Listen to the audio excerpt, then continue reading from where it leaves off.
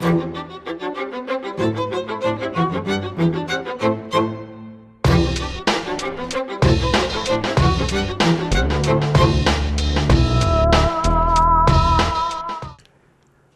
Sunday morning. Hello, Gary. How are you? I'm very good. Good. How's everything with you, David? Not too bad. Good to be here. Well, thank you for coming. You are actually our first guest host. I'm delighted, and congratulations on your new show. Thank you very much. Very exciting. I want to welcome the viewers. As we said, it's our first show, and we have a lot of things planned for today. Big show. Big show. We're normally going to have 4 guests. And really the purpose of this show is to discuss, as the title says, the real estate report, the week in review. We're going to try and bring topical issues, have guests coming on, people within the news, people in the business that we are in, people dealing with real estate, finance, mortgages. We're going to have segments dealing with construction, contractors. Everything anyone could want to know about for market. Homeowners, people in the market looking for a home, to sell a home, tenants, landlords. Also, we're going to try something very new. We're going to try and use this show as a form of educational tool. We're going to try and offer 1-hour courses in the future. That's a good idea. Yeah, we will have this posted on our Shapiro Cho website. Yes. And we're going to be sending out email blasts to all our viewers Good to idea. advise them what's happening in the forthcoming weeks.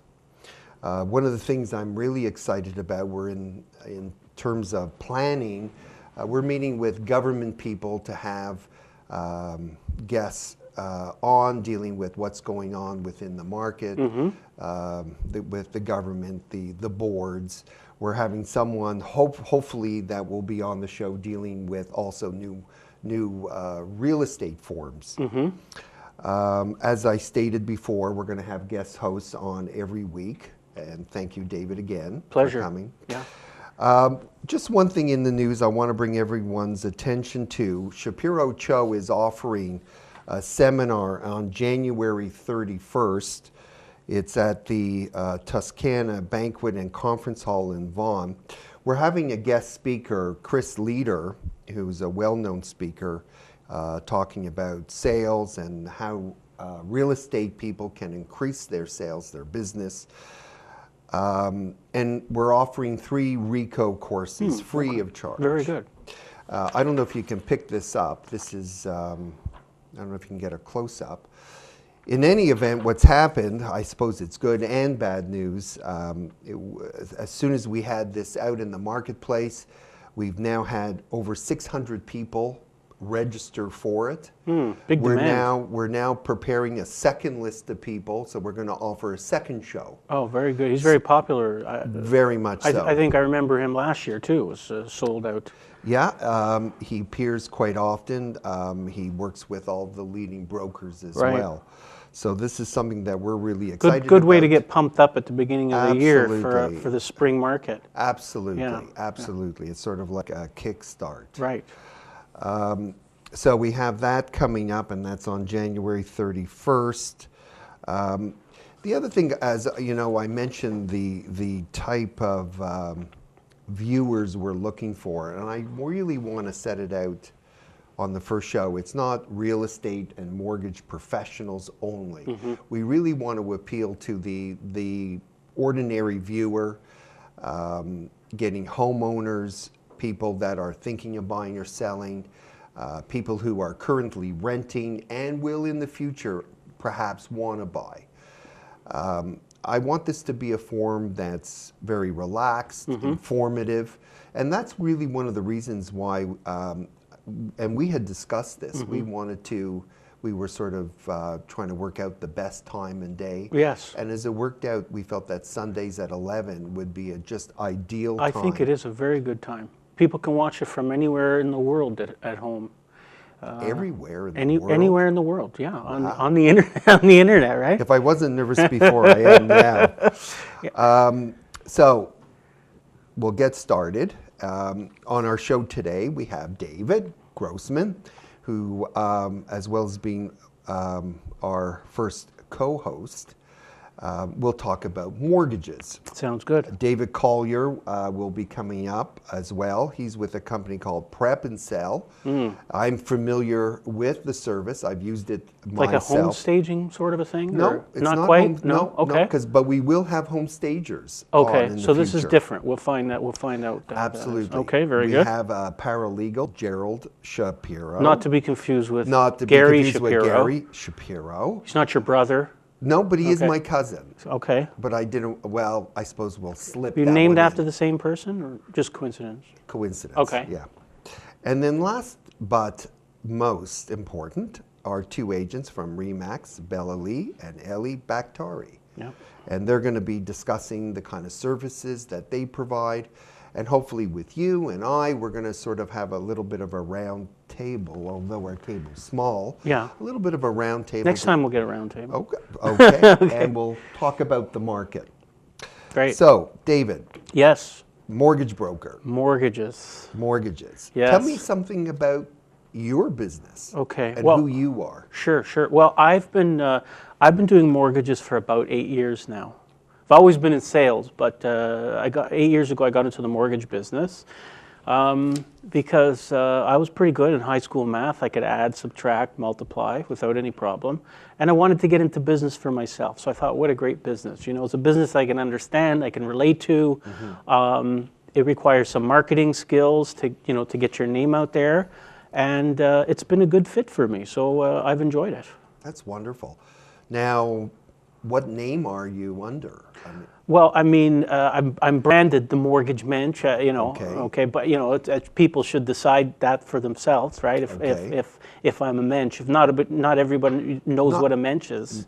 Explain. Well, to a mensch our is an honest person, right? So I figured It's a Yiddish term. it's a Yiddish term, and I figured, mortgage brokers didn't always have the best reputation. So one thing I prided myself on was that I always aimed to give people honest advice. So I thought, it's catchy. You have the alliteration there with the double M's. Not everybody knows what it means, but that's sounds okay. good. That's okay. Yeah. So you go under the brand of Mortgage Mensch. Right, and the company's Mortgage Loans Canada. That's the brokerage. Okay. Right. And if someone wanted to contact you, how would they contact you? My website's probably on the screen, mortgagemensch.ca. I should put our phone number too, but they can visit the website. If you want to put out the number now. Sure, 876-2031, area code 416. Very good. Interesting, you mentioned something that you got into the business about eight years ago, and you felt that you were very good at math and sales, and Right.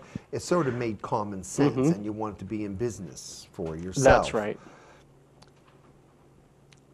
My understanding is the requirements to become a mortgage broker have really tightened up over the last few years. I don't know if you have a couple of words for us on that. How have things changed? Well, I mean, they're really not that onerous. I mean, I think it's still, a 1-week course. And the industry association, Canadian Association of Accredited Mortgage Professionals, we have to be relicensed now. We have to take some more courses. So do you take courses every year? Yeah, we take a certain amount of courses to keep our AMP status, accredited mortgage professional. They want mortgage professionals to be just that, professionals, and to know everything they need to know about whether it's privacy legislation or whatever it is, to ensure that people are taking good care of their. It's a well-regulated industry. Absolutely, that's good. For sure. Yeah. So we've gone from somewhat of the Wild West to something of focus and order. Well, there is more focus and order, but at the end of the day, the consumer always has to beware, okay? And they really need to shop around, and they need to become educated. Right.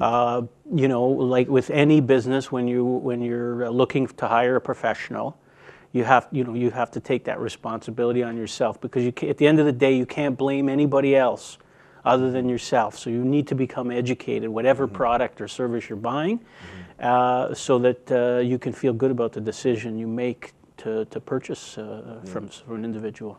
Makes sense. Yes. So, I'm just curious, why would someone want to use a mortgage broker? Why not go directly to the corner bank? Right, right. Well, I mean, first of all, if you go to the bank, not everyone in the bank knows a lot about mortgages. They're handling everything from deposits and investments and RSPs and car loans and so on. There are some people at the banks that know their stuff. There are some people at the banks that don't have any idea what they're doing. At least with a mortgage professional, if they've been in business for some time, that's probably all they're doing, or they spend a fair bit of time working on mortgages. They can also choose from any number of institutions. So if there's different mortgage products out there, a mortgage broker can help you find the right product, the best rate, and give you the best advice. In the normal course, would the consumer or the the person wanting to retain your service, would they be paying you any money? Usually not. When we're talking about an A type of candidate or an A lender, an A borrower, somebody who has a good credit and a regular job, or they could still be self-employed, but it's a bank type of mortgage because we can arrange a mortgage through a bank or other credit unions or trust companies, and normally they don't have to pay. We get paid a finder's fee from the lender, so there's normally no cost to the borrower. And how many lenders would you have access Right. to? Well, we have access to dozens of lenders, Really? but in reality, we don't want to spread our business around too much because for different types of deals, we will use certain lenders, and that way we build up a good relationship with the lender. In some cases, we'll have a dedicated underwriter, so we can just pick up the phone and they'll know us. And sometimes if a deal is like a little bit maybe not perfect, but because of our relationship, because of the volume of business, we can get it approved. Wonderful. Right. Wonderful. One of the questions I'm always asked is, what is the difference between a variable rate and a fixed rate mortgage, and how are variable rate mortgages and fixed rate mortgages set, the difference between them? Right, okay. Well, variable rate mortgages is a mortgage that is going to fluctuate. It's going to go up and down depending on the prime rate. So it's tied to the prime rate. Right now, most banks are charging either prime or slightly above prime, so prime plus 0.1%. And we'll in talk many about cases. that later in our show, because there's been, in the last 6 months, a real change in the marketplace. That's right. Okay. Yeah, there's been a change where fixed rates, and if you have a fixed rate mortgage, your mortgage rate is going to stay the same for the life of the contract, or the term. The contract being the term, like could be 3 years, 5 years. 5 years is the most popular. Right. And so when you take a fixed rate mortgage, in the past, you usually paid a little bit higher rate to get a fixed rate mortgage, to get the security of knowing that the rate wasn't going to change. Right. But now, there's a very unusual situation right now, for the first time in many, many years, where a 5-year fixed rate mortgage is actually about the same or slightly lower in some cases than a variable rate mortgage. This is quite unusual. So how are variable rate mortgages set? Like, what is it geared to? Canada Prime? It's geared, okay, well, the Bank of Canada meets approximately every 6 weeks. Right. And they adjust the overnight rate. Right. Okay, and the banks, right now, they're charging 2% higher than the overnight rate. So the overnight rate is 1%, and all the banks are charging 2% higher. Right. So their prime rate is 3%. Right. So it's based on that. So that's how they figure it. So and fixed rate is geared to bond rates, at least exactly. The 5-year. Exactly. Well, we're going to take a break right now. Okay. And when we come back, David Collier from Prep and Sale will join us. David, you're going to join us in Great. the last segment, and we're going to Perfect. talk about the crazy mortgage market, the real estate market, and what's going on. Looking forward to it. Thanks. Thank you very much. Okay. Thank you.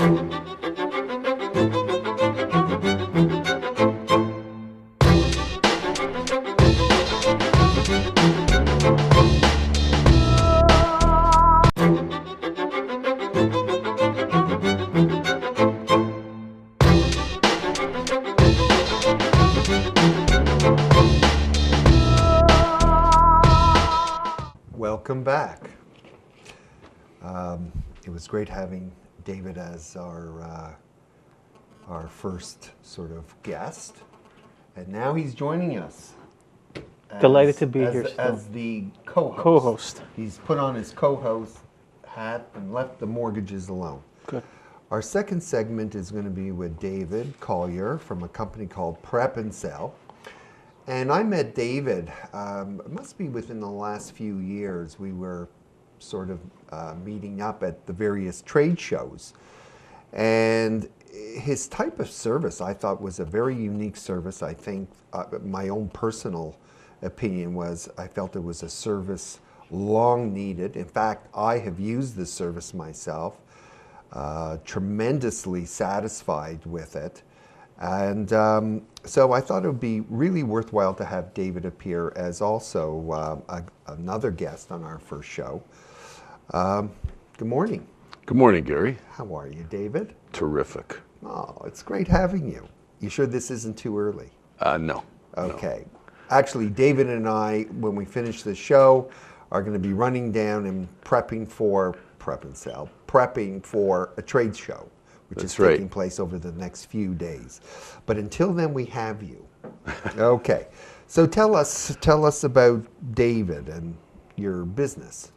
Well, what we did, we've always been in the cleaning business, and we decided to extend our business to actually go after the real estate market and offer a more professional all-in-one program, which we do everything from cleaning to carpet cleaning to handyman services to painting to decluttering to moving some stuff from in and out of people's homes that they want to do, because the way you live in a home is not the way you sell it.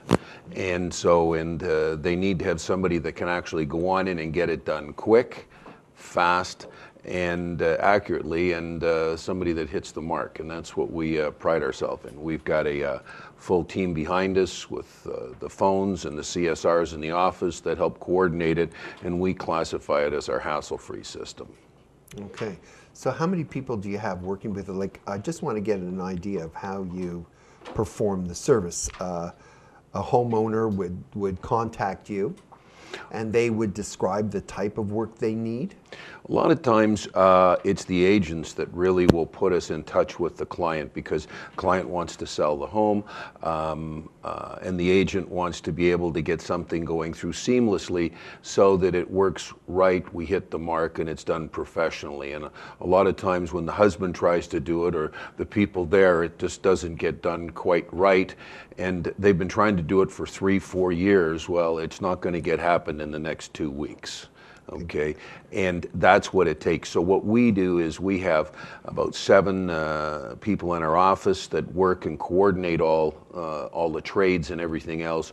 We deal primarily through all contractors that work for us, and like if we need an electrician or we need somebody to do floor sanding or whatever, we have our select few that we know that produce the kind of results that we want to have in our business. And we take a lot of time and pride in trying to find the right people that want to work with us, like in any company. Oh, sounds great. Yeah. So really this was a service, so you would appeal to the agent. Agent is perhaps having a potential seller, someone's going to list. The house may be somewhat a little bit worn, maybe needs some paint touch-ups, but needs a variety of things. Fixing here, carpets to be cleaned, and that sort of thing. How do you choose the tradespeople, though, that would actually go in and do the work? Well, basically what we do is we'll go on sometimes with the agent, or we go alone, meet with the client, and what we do then is we take a look at, we call ourselves home consultants, where we go on in, take a look at what is required, whether it's painting or decluttering, moving out some of the furniture, because we all have too much.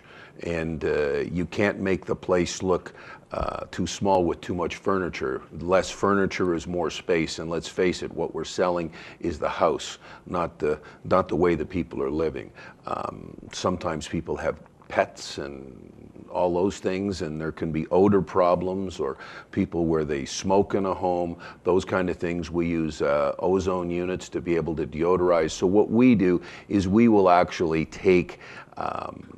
give them a detailed breakdown of what would be the best to get the best bang for their buck, you might say. In other words, where if they invest $2,000 or $5,000, they can get a return of $15,000 or $20,000, because the house is going to show better. Because when somebody walks through the door, they need to be able to basically put their best foot forward. So it's got to look better.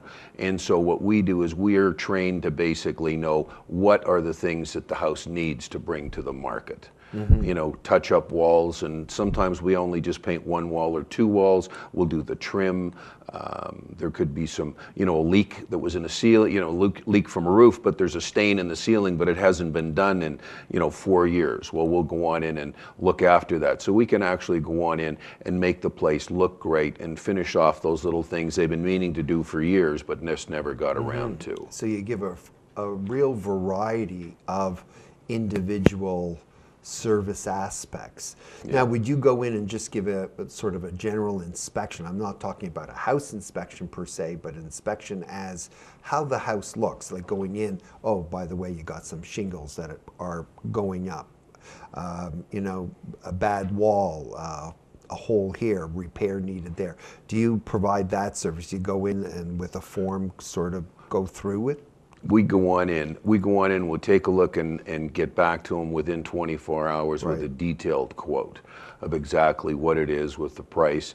And then, once if they say okay, or sometimes they can do some of the stuff themselves, rearranging, getting ready, organizing the house. Then when we come through with our trades, then everything tends to come together seamlessly. And we do everything from whether it's decluttering, to the painting, to the fix-up. Maybe baseboards need to be done, maybe need to change some doors, put on some doorknobs, those kind of things. And then what we do is we'll come on in with our cleaning staff afterwards, and we turn it over to the agent and the homeowner. Wow. And they're amazed, and usually the house goes for more than asking. That's what we want. Have you ever been in one of these situations, like this TV show, Hoarders, Buried Alive, where you get in there and it's like people are up to their necks in junk and things like that? Dave, I walk through it and I say, you can't scare me. I've seen it all before.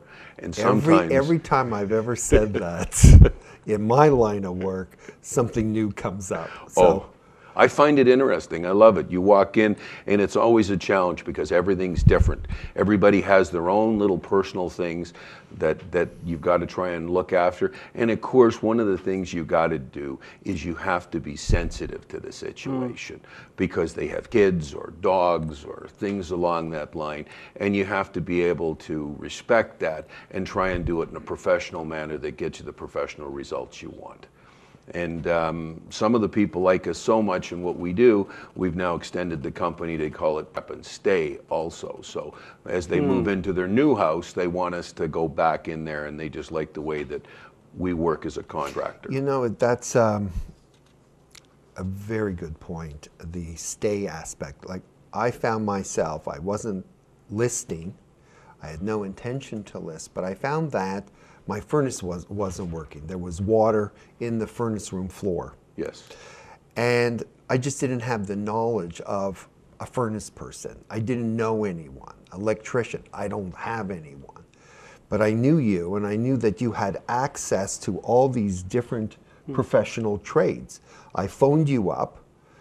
You sent over someone, a furnace professional, who was superb.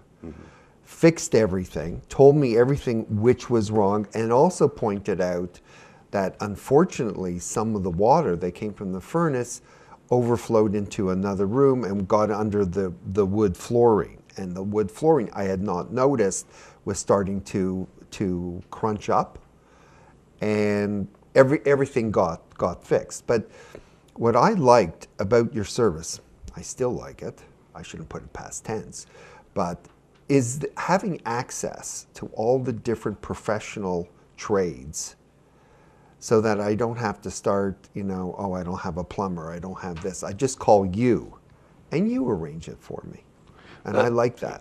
That's one of our big benefits, is that we kind of sell it as an all-in-one. We can do it, whatever it takes. We try to get it done the best way, from painters to handyman to vanities to kitchens to whatever it takes, and doing it in the right way, that we don't blow the budget, that we keep it economical for people. Because sometimes when they're selling, all they've got in their mind is, well, I don't want to invest a lot of money because I'm selling. But they don't realize that the better it looks, that they're going to get more money. And in the business, we say that somebody should put in 0.5 to 1% of the value of the property in maintenance and upkeep every year. Every year. Every year. So let's say, for instance, a house is worth $500,000. Somebody should be putting in $2,500 to $5,000 a year in maintenance and upkeep, like fixing the basement, putting in granite countertops, doing a bathroom, repairing the roof, putting a new roof on, landscaping, all of those things. So when they do want to sell their house, it's at par within the area. It doesn't need a huge bill to fix up. And where we end up with this is we do a lot of estates where people are going into nursing homes, or the person has passed away or something along that line, and the house needs to be sold, but it's in we may have to take off. Tired state? Oh, very tired.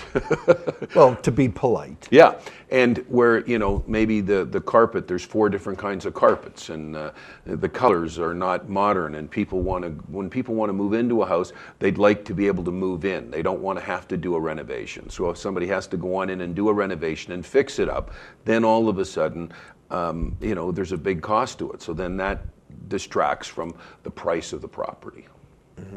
Is it worth changing carpets? Oh, definitely. Yeah. Depends on what it is. You may just take 1 or 2 carpets or whatever. Sometimes we take up the carpets and we'll expose the wood floors, because now everybody, they say, show me the wood. I want to see the wood.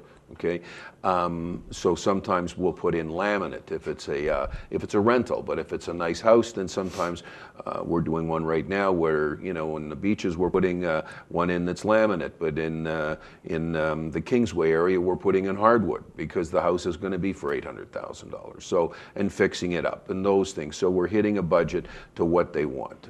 But some of the agents say what they like about us is there's 2 main points. They say they like our detailed quotes, and the next one they say is they love the way we interact with their clients. And to me, that's so important. I've noticed the seniors market has really taken off over the last few years. Have you experienced that as well? More of the business is coming from seniors as Canadians get older. It's like the cycles go: small home, starter home, then larger home, the family, and then as the children start leaving, they start downsizing until eventually it's their last home. Down. That's right. Sometimes they just want to downsize to get them out. So they'll just keep 1 spare bedroom, that's it. So yeah, the houses are too big and they go, cripe, we're just rattling around in here. We'd like to get something, because maybe they want to get a condo down in Florida. They want to get something, they want to get another retirement home, that kind of thing, so they can actually go and not have such a huge house and large expenses in that, because there's other people that actually want to come on in to those homes. So aside from working with agents, the average, I don't know what average is anymore, but the homeowner can have direct contact with you? Oh, definitely, definitely. We're going after that market more and more, and right now we just work in the Toronto area, but now we're expanding and we're going from Oshawa to Hamilton up to Barrie. So we're up to Barrie. Yeah. Wonderful. We're going to be all of a sudden right out to London. Okay. So we're really expanding, and we're calling it our operating partner program. And you have a brochure, I see, but I think this may be an older one because it says just prep and sell, doesn't say prep and sell, stay. That's right. Okay, well, you got to send me some new ones. I will. Now, if people want to contact you, do you have a number? Yeah, they can call us at 416-201-1010. It's a nice, easy number. Or just go on the website, and our email is prepandsell.com. And your website, www. Prepandsell.com. And you have a monthly report now, I get. So people can sign up for that? Mm-hmm. Wonderful. Yeah. Well, thank you. Thank you, Gary and Dave, for having us on And you're the going to show. run out and you're going to get all ready for this trade show. You got it, Dave. And I'll see you there tomorrow. You got it. Well, thank you very much. Thanks so much, and Nice good to meet luck you, with your Dave. show. Oh, thank you. Well, we're going to take another break. And when we come back, we're going to have Gerald Shapiro, who's going to talk to us or discuss the paralegal business and the kind of service that he's able to provide to our viewers. In some respects, we'll try and veer it to more of a real estate aspect to it, but he's going to explain overall the type of work he does. Thank you very much, and we'll be back soon. Thank you.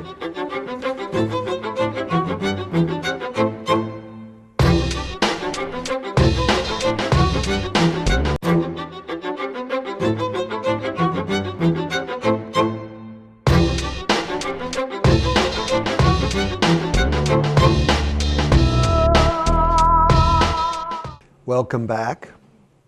Our next guest, excuse me, and we'll get it out in the open, a family member, my cousin, Gerald Shapiro. But not here because I'm a family member, because I merit being here. Well, Oh, my mother called me and she your told mother me I had thinks to I have merit you. being here. Yes. That's correct. Yes. Okay.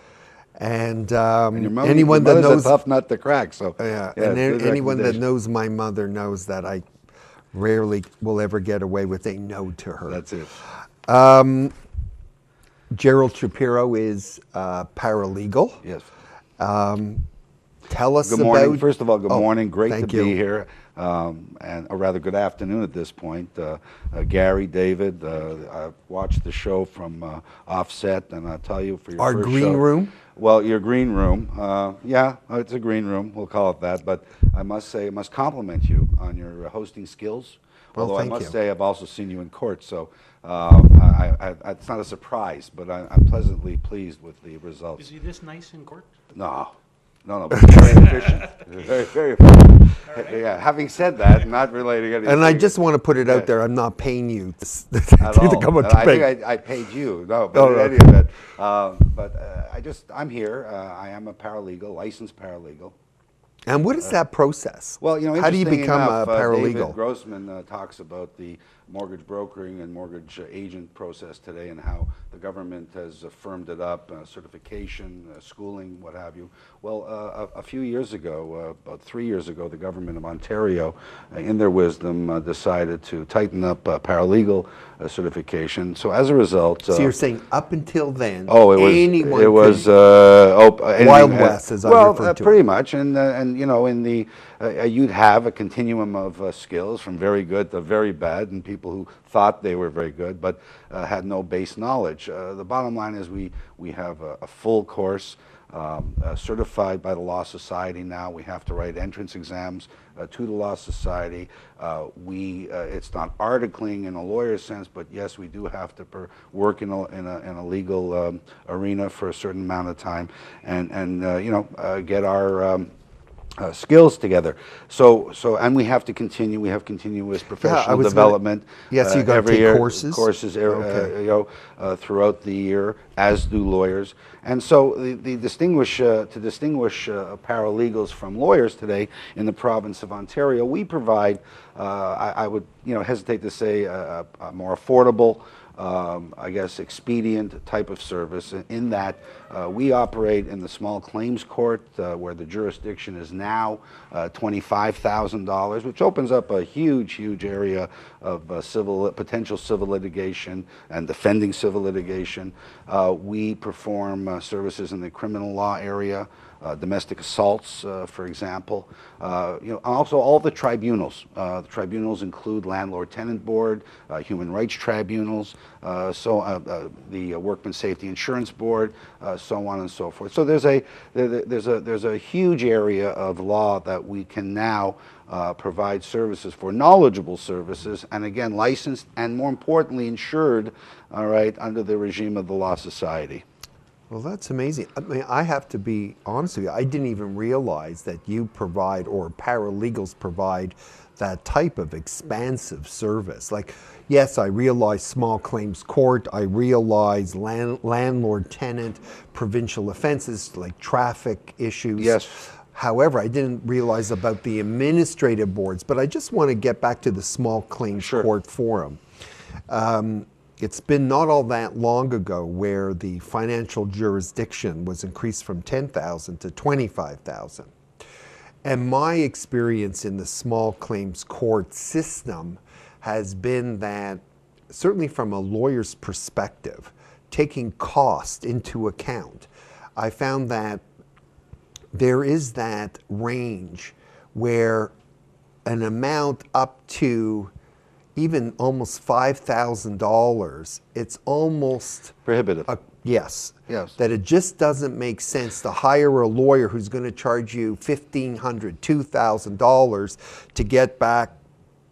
Basically, the cost could be everything you're suing for. Just to interject, if I may. But let me just finish. So, and then I usually found that lawyers, maybe the only way that it really made financial sense is when you got into the higher amounts, from the 15 perhaps thousand to 25,000.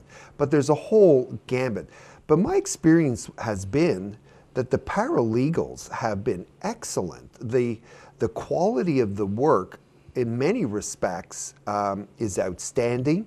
I found it far exceeded the ability of many lawyers, especially lawyers that will do the odd case, like doing one file every month. These are professionals trained in the law to provide this unique service almost on a daily basis. So they know the rules, they know the strategy, and I found that amazing. Well, that to begin with, and to appreciate the plight of lawyers graduating from law school, having invested a huge part of their life and financial resources, there wasn't a lot of interest in the small claims court.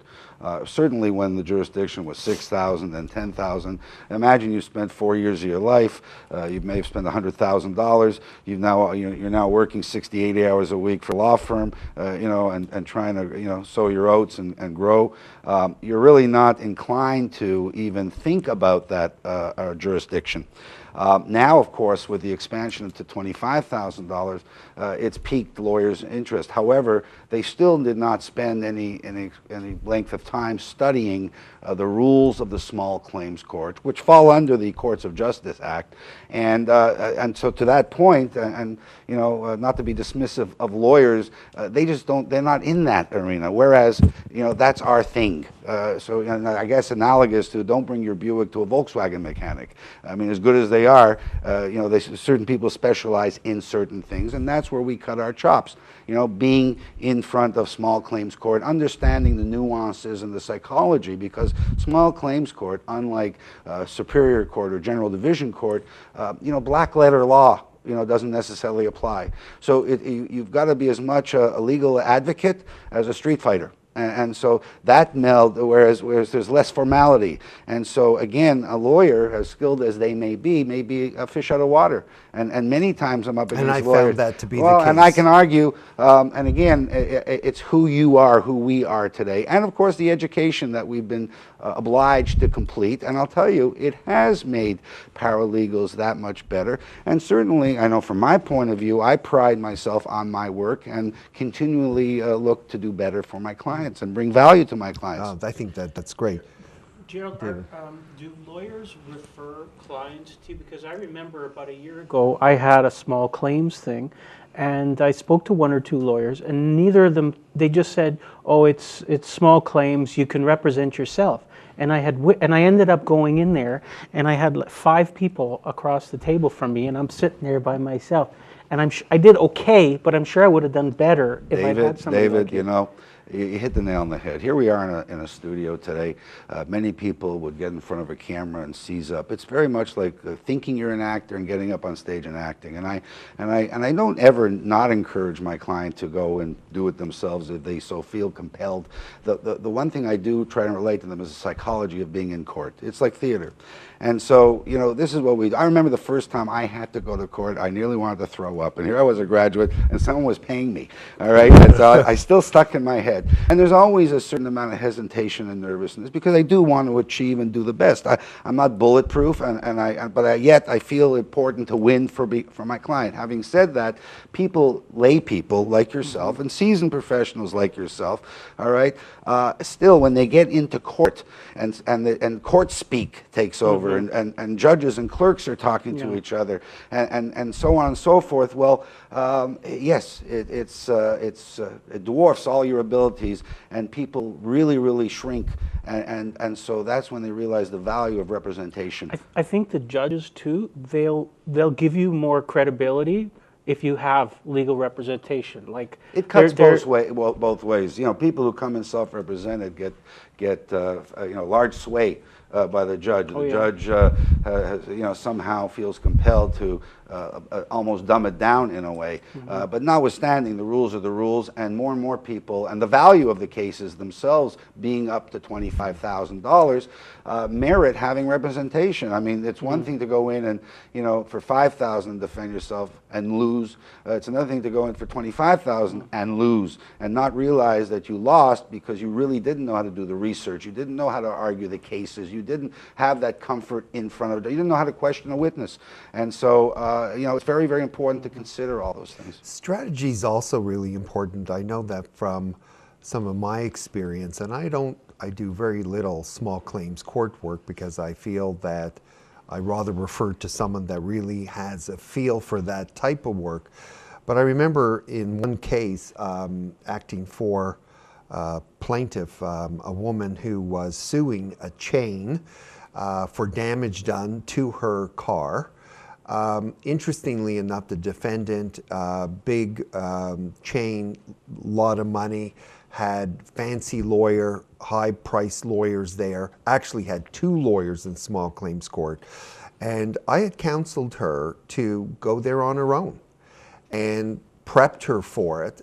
And it was a very curious thing because the judge really tried to help the poor woman who had no lawyer versus the big corporate company who had high-priced lawyers. And in fact, as it worked out, the judge amended the claim and gave her $500 more than what she was claiming. So strategy is important. Strategy is very important. But you know, I must say, in that scenario, the fact that it went to court, okay, in the first place, was probably the tragedy. Because you know, what we also bring to the table is mediative skills. And I must tell you that 80% of most cases settle in mediation. It doesn't have to go to trial. Right. In fact, when an advocate, a licensee like myself, shows up at the table with lawyers from the biggest firms in Toronto, they know that we're serious, and they're more inclined to settle, because we can add up in our heads what this is going to cost. And what we really try and do is we try and mediate, we try and resolve, we try and make our clients and also the other side understand the opportunity cost or what it's going to cost to go forward. And again, 80% settle. So, you know, yeah, go to court, do a trial, but if you can mediate, you know, and save yourself 6 months to a year, all right, that's the way to go. Absolutely. Now, before we leave this portion, you're well experienced in real estate-related small claims court matters. Oh, yeah. Well, you've acted on a lot of agreements of purchase and sale and breaches. Well, breaches, yes. Okay. Yeah. Also, you do landlord-tenant work. Landlord-tenant board representation, okay, yes, for tenants and landlords. Yes. And for are real estate and mortgage professionals. We're always in our cars. There you And go. unfortunately, sometimes we get caught doing things we Unfortunately, shouldn't I shouldn't do. smile, but it's Texting or what? no, it's not driving. You know, What are we it's talking just about? a matter of statistics. The more you drive, the more opportunity you have to get stopped for doing something. It's a wrong turn. And you do provincial I offenses do a work. provincial offenses. Okay, and I do a wonderful job, if I may Who say. is your ideal client? You know, I don't have an ideal client. Well, my ideal client is someone who's easy can to get pay. along with and pays the bills. Pays the All right, bills. but in general, I will not take a client on if I don't feel there's a case. First of all, Right. All right, so I'm not here. I'm take too their busy money. anyway. Exactly, and so I do bring value for that reason. So anybody is my client. Language is no issue. You know, I'm multilingual. I have multilingual associates, and so I'm just eager and willing to serve. And my Okay. son is graduating too, and at top of his class, and It's going to be another Shapiro. Another Shapiro. Another Shapiro That's right. in the Shapiro, legal. Shapiro. Well, we are a brand name in law. Okay, I must thank apparently. OJ and you know. Okay, well, let's not go there. Yeah. To wrap things up with you, Gerald, if someone wants to contact you, do you have a phone number? where Yeah, they can reach you? me 24/7 at 647-932-2147. I'm at 647-932-2147. Well, thank you very much. A pleasure, Excuse me. really being here. And it's great having you. And, lot of fun. Hope we're I don't gonna have need you to call you at 1 o'clock in the morning. Well, sometime. 1 o'clock in the morning, well, you can, all right? I mean, Oh, I'll Well, answer, you but- said 24/7. Well, no, I answer 24/7, yes. And I got to tell you, as a little tip to the viewers, Yes. don't have your dogs sitting in your lap while you're driving. I got caught for that. Oh, yes. Because although I wasn't using Yeah. a cell phone or texting, I had Yes. my dog in my lap That's- and I got that's caught. a no-no. And that's a no-no. That is a That no-no. is- And it That's did. right. And when the Distracted and when the driving. police officer, when I lowered the window and he put a pen or started to point, my dog went to bite him. Well, which you're is on that- also well, not excuse me, good. That's a provincial offense, dog owner liability act. Yes. We won't go there. We won't go there. All right. Thanks, Gerald. Pleasure. Thank you Bye-bye. very much. Great being with you. We're going to take a break once again, and when we come back, we will have two leading agents Couple of with stars. RE/MAX stars, Bella Lee and Ellie Bakhtiari, who will tell us about their business. And then we're going to have a little bit of a roundtable with them involving what's going on in the marketplace today. Thank you very much, and we'll be back soon.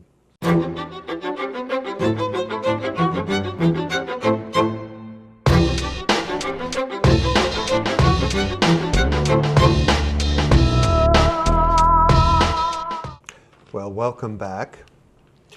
And sort of our second to last segment, we have two leading agents with RE/MAX Realtron, who are located at their Willowdale office. What is the office location? 183 Willowdale. Willowdale. Yeah. Okay, just so our viewers know. Ellie and Bella, they're a recent team. How long have you two been together, working together?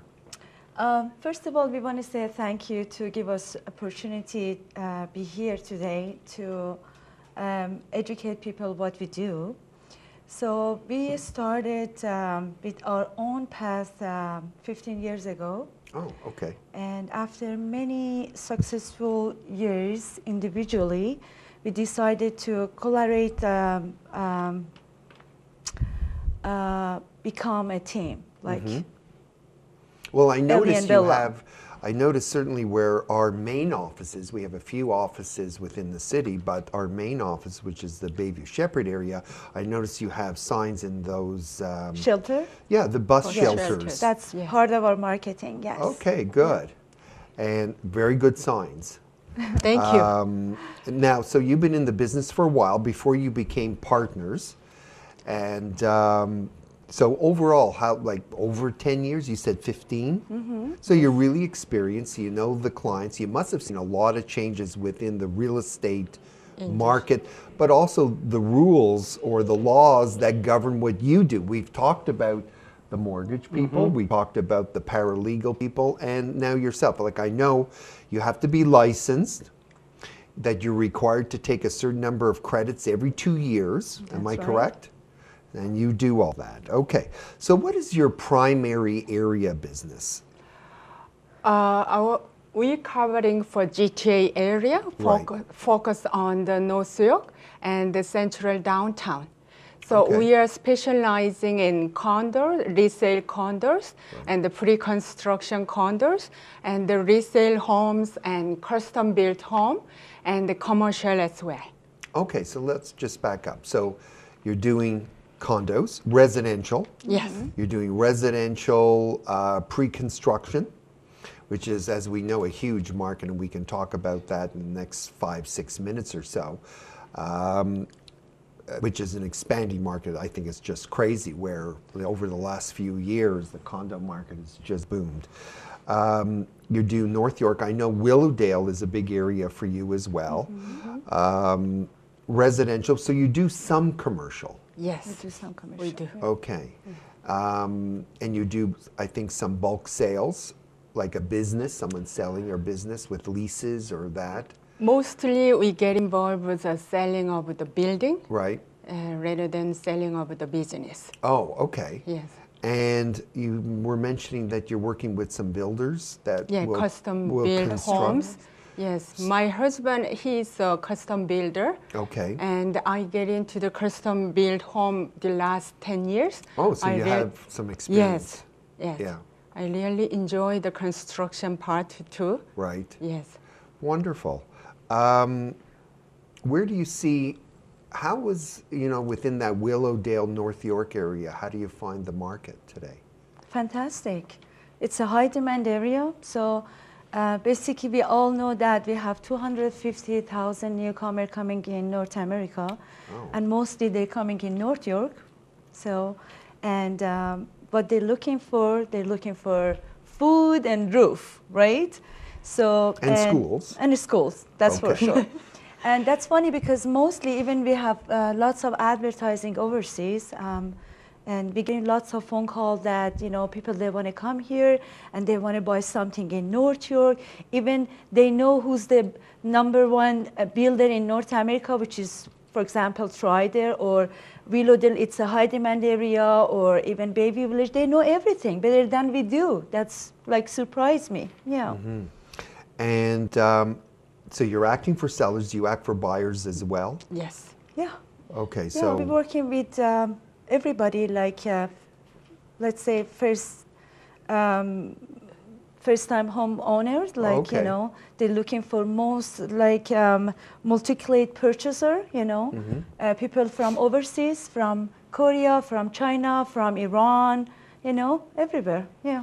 Well, I do know that the Willowdale area, certainly the area, let's say from Shepherd to Steeles, from, we'll say, Bathurst to Leslie, that whole area, even down to York Mills and some part of that sort of square block, there's a lot of Korean people that live there and a lot of Persian people. So you two seem to be well placed.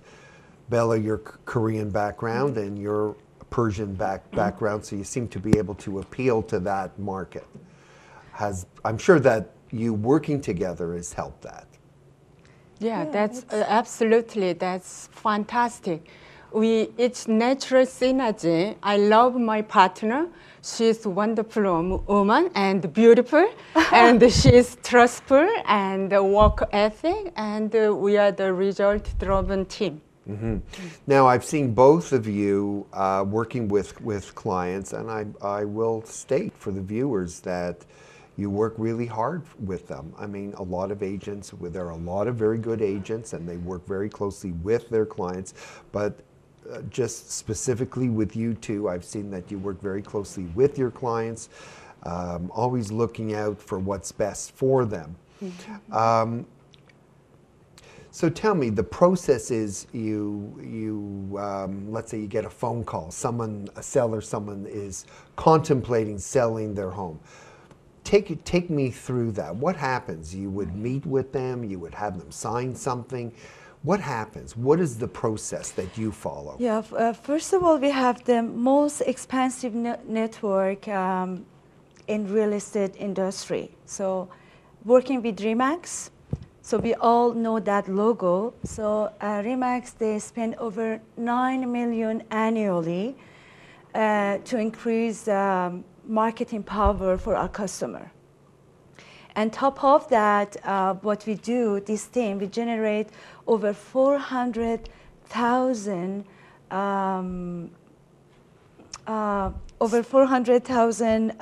circulation monthly in GTA, focusing in North York. I mean, you like through the mail, advertising. We have our own newsletter, flyer, and so we have 24/7 phone services. And besides, we have 2 professional full-time assistants. You know? Do you? Okay. Yeah, sometimes you're in a meeting, so client is kind of urgent. He needs to get some information about, like, you know, buying a property, selling a property. Yeah, that kind of sort of now service.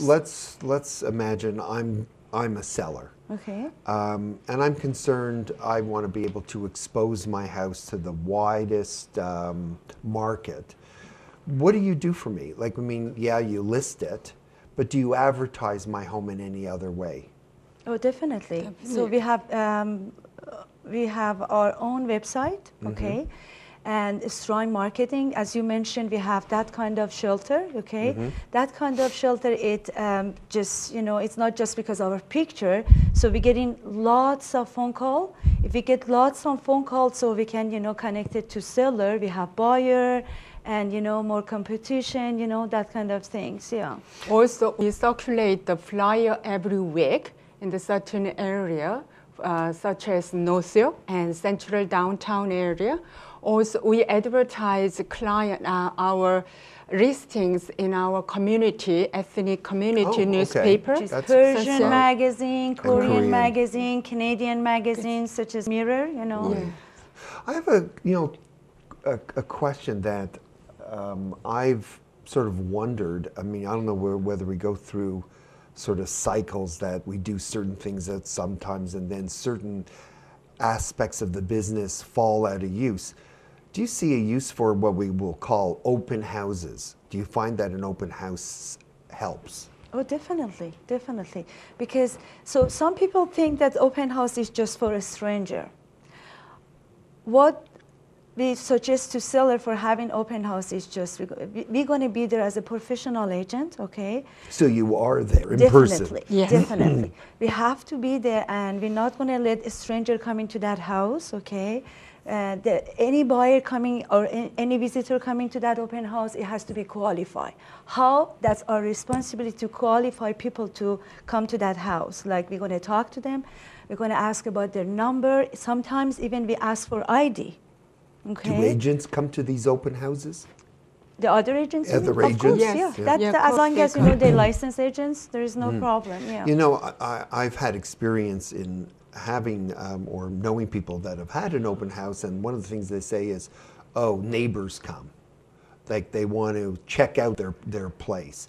And you know what I found out? That having neighbors come over is not all that bad, because neighbors know other people, their friends or maybe children, other people that, although they're maybe curious about how you furnish your house, they're also keeping that in mind for their friends that may be looking to purchase. So it's not so bad to have neighbors come over. Yeah. More people, more buyers, more competition. Right. Because when we're acting for seller interest is our interest. Right. Why not? How do you find these recent changes to the rules, like with sellers? I mean, you sign up a seller, correct? Yes. Right. And what kind of agreement would they sign? We have to have a listing agreement from the seller to advertise, to do some kind of marketing. Right. And there are, you know, a lot of the documentation get involved to be signed by seller. Right. Yes. Typically, what type of term would you want to work with? Like the period of time in your listing that you're going to be working with a prospective seller, what sort of period of time do you think is fair? Do you want just 5 days, a month, 2 months? So legally it's 2 months. It has to be. It has to be 2 months. It's from TREB. It's not about, you know, me and Right. Ella or any agent. It has to be start with 2 months. Right. But to be fair, I believe it has to be minimum 4 months, because, you know, we start to doing our marketing, It's about our cost, our like time and everything. So, you know, and sometimes 2 months, 3 months is not good enough to sell a property. It takes a little bit more time. I'm going to quickly. So it's like a teamwork. Absolutely, and that's why you're partners. Exactly, and teamwork with seller Seller too. and Well, the it client is. as You know well. what? I find that for the consumer, they got to assemble a good team. The real estate professional, the finance or mortgage professional, the legal professional, a house inspector. It really is a team effort, everyone working together, coordinating their efforts to really make it a real successful experience and Definitely. get and And have it imagine close. instead of hiring one agent, so you're getting two agents, two Hey, services. well, that's- you know, and especially good. we talk Korean, Persian, I mean Farsi. Yeah. I want to shift this over a bit. Over the past week, we've really been getting into some mortgage aspects, like some of the leading banks reduced their 5-year mortgages to 2.99%. And my feeling is, I still consider it very much, depending on the pocket or the area you're dealing with, still to be a seller's market. Certainly having mortgages, 5-year term mortgages at 2.99 is probably going to fuel the activity within the real estate market. How do you find that? Yeah, definitely. It's Like a getting busy better. market still, a good market? Of course, still Do you it's a think seller people- market. Well, you know, curiously enough, I mean, traditionally the spring market has what been, like April? Would you say to people, should they wait until April to list their house, or should they list it now? Now. Why if, is that? If they're serious to sell, they better sell it now, because as a professional agent, I don't see any difference between now and spring. There's nothing different. As long as it's a seller market, why we have to wait? Because no one has crystal ball. Maybe it's going to shift to buyer market. Okay. Well- These mortgage rates aren't going to stay this low either. Like we Well- already see Well, some there you movement go. in the bond market. So these 2.99% mortgages, Well, they say it's 5-year only- mortgages. amazing. It really is only, there's a particular short- period of yeah. time. It was a 2-week period. There are certain very restrictive rules that deal with it. Not everyone's going to qualify for it. But it is a sense that, I'm not accusing the banks, that lenders are trying to move people over from the short term, the variable rate mortgages, into fixed term, longer term mortgages. And that's one of the reasons why we've seen variable rates go up in the last 6 months. Am I correct on that? Well, the spread, a discount that lenders have been offering on variable rate mortgages has reduced. So in effect, yes, the cost of a variable rate mortgage is higher. I'm not 100% sure why. I mean, the best explanation I could find for that is that due to the bank's costs, or they're looking for more profit. Or whatever it is. But the 5-year rates now that they're putting out at 2.99%, Bank of Montreal came out with a 5-year rate, and then TD and Scotia are offering 2.99% for a 4-year term. There's very little profit in those mortgages. And I mean, I think it's all good. You know, they're trying to let's get the spring market started in January. Why wait till June?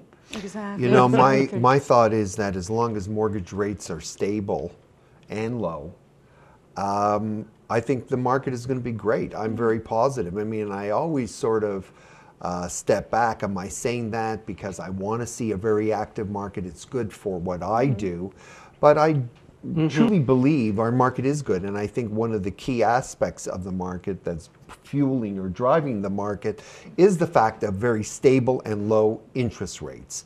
I see that going on. I'm far from being an expert. As you say, we don't have crystal balls. But considering what's going on in the global economy, what's going on in Europe, US, I really don't see the Bank of Canada having a lot of room to move to increase prime rates. You know, it's funny because at one point I saw variable rates going at prime minus 0.9, That's right. and now I'm seeing prime plus. That's right. So they're okay, but that is not. I think that is more business reasons for that. But I see the market going really well. And besides, imagine rent a property like, let's say, 1+10 in North York, minimum people have to pay $1,600, $650. I'm still seeing multiple offers. Oh, sure. Yes. Yeah. You know, it's in, you know, and I want to point out that's another reason why I feel sellers should have, I would say must have, an agent working for them. In order to generate that buzz for a house, that agent is going to have it listed, will advertise the home, will put it in a position where it's going to create even greater demand than just the area. And so I think it's really important. Once you get 2-3 offers being put on the table for a house, the seller's really in the driver's seat. Now, we're running out of time. There's so many other questions I could have asked you ladies. You know, we could have gotten into multiple offers and the strategy and how to play it. But we'll have to save that for another occasion. Sure. I'd be thrilled to have you back again. And in the future, you can come on as a guest host as well. And good luck, work hard. Yeah. And let's all hope we're going to have a good market. And Thank you. congratulations again on your First show. And anybody looking for property in North York? Oh, There is please give only out place your, okay. to go is Ellie and Bella. Okay. 416-222-8600 And your website? and elliebellasold.com. Oh, Ellie. Bella One word. Sold.com. Simple. Hey, that works. Perfect. Yeah. Thank you very much. Thank you. Please be with us next week, and we'll have some other topical issues discussed and some more guests. Thank you.